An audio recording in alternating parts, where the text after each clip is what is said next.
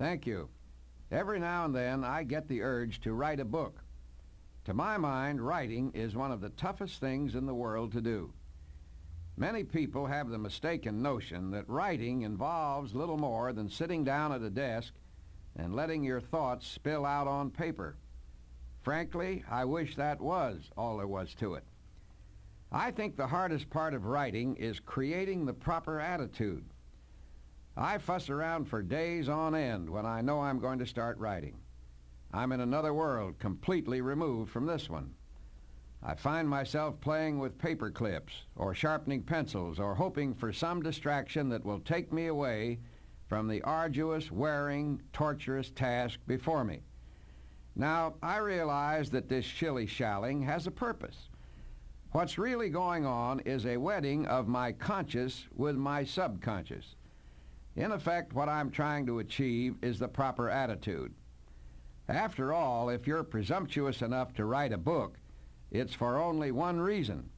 You've presumably got something to say to your readers. You've got to provide a certain perspective for them, one which will be helpful to them in solving their problems. I've discovered a good way of achieving this attitude of tranquility and confidence, and you may find it useful yourself, even if you never write a solitary sentence. More about this method after this word. In order to set about writing a book, I have come across a pretty good way of developing peace of mind and perspective. The first thing I do is to take myself away from the hustle and bustle of city living.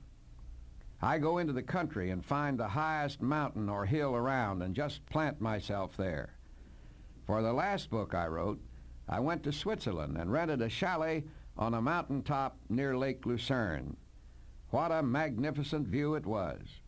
Right there before me I saw immense snow-capped mountains rising tier upon tier.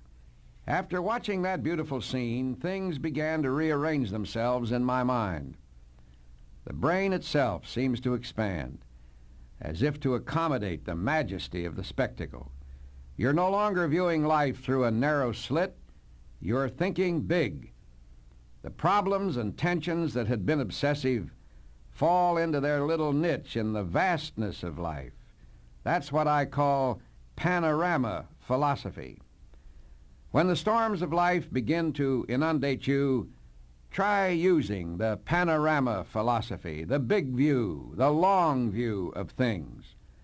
Once you achieve a panorama brand of thinking, you'll prepare yourself for those storms, confident in the knowledge that they will spend themselves and vanish. They always do, they always have, they always will.